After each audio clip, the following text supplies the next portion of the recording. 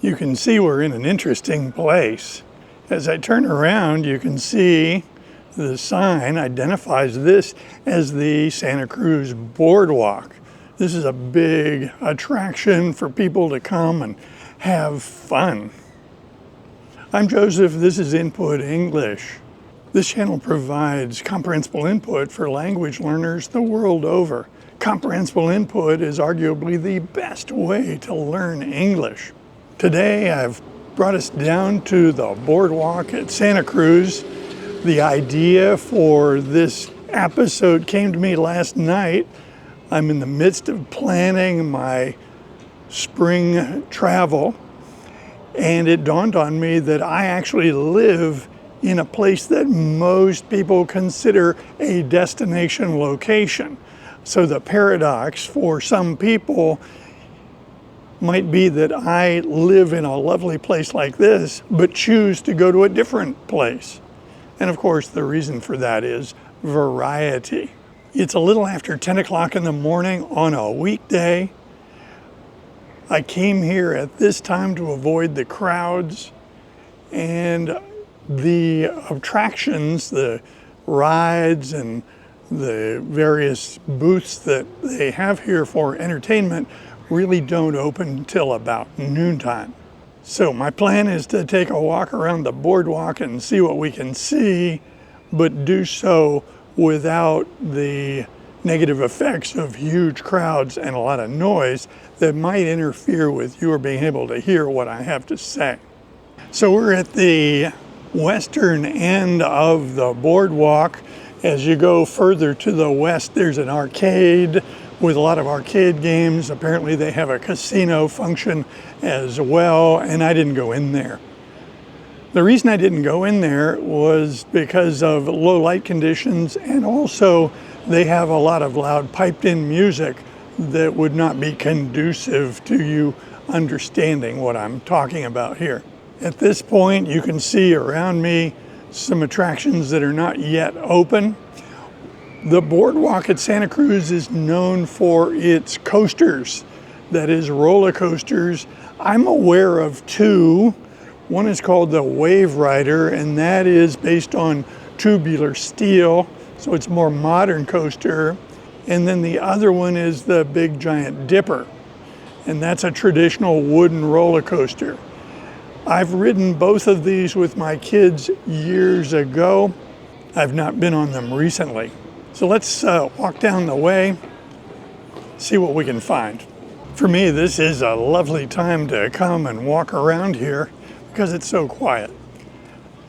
I can imagine as a kid it would be very frustrating to be here at this time because none of the rides are open, none of the restaurants are open, none of the attractions are open, and for a kid coming here for entertainment, this would be terrible.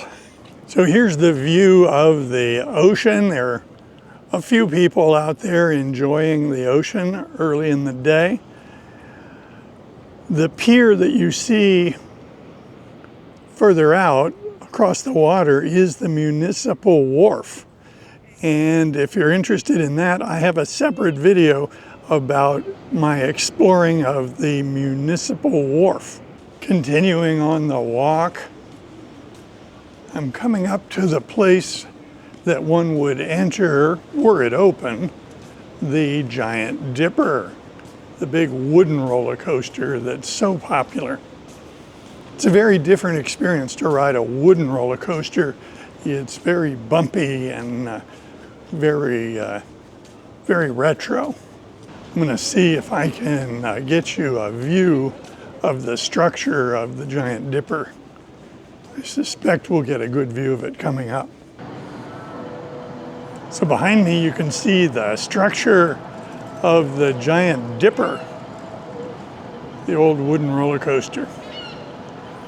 We frequently think of these attractions like the boardwalk as being a current location, a current place that people come for entertainment, and that's very much the case. However, this has a history. So behind me is a building, and this is an indoor carousel.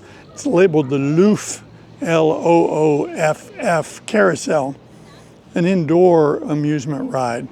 What I found interesting is that the date that this indoor amusement ride was established was 1911. So this building and this carousel behind us have been here well over 100 years. This boardwalk was an entertainment destination over the past 100+ years. There you can see the Giant Dipper. To the left, there's a Ferris wheel. And then you see the top of a merry-go-round peeking out above this little arcade. This is as far as I can go today because they have the path blocked. They've got a little sign that says that this section behind us is closed today. And I think it's fun. They have these barricades on wheels that they can move and change, but they're covered with plastic foliage as if they were a hedge. I was thinking about how fun it is that our tastes change. As a little kid, if I was, for instance, 5 years old, coming here, I would be very interested in sodas, ice cream, cotton candy, all sorts of junk food. That was what we wanted when we went to a place like this. Hot dogs. What could be better than a hot dog?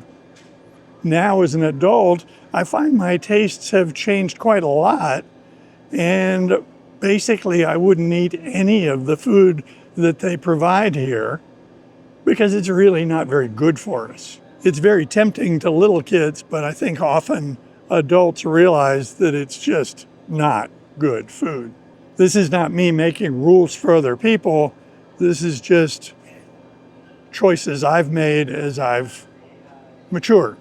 At this point, I'm going to walk back in the other direction, collect the car, and head to another location. As you may have heard in my last video, I'm thinking about making a trifecta today. A trifecta being 3 victories in a row. That expression coming out of horse racing. So this is my second stop, and my third stop will probably be a good place to have a lunch. I invite comments below, and if you like videos like this, be sure to click on this one next. See you soon.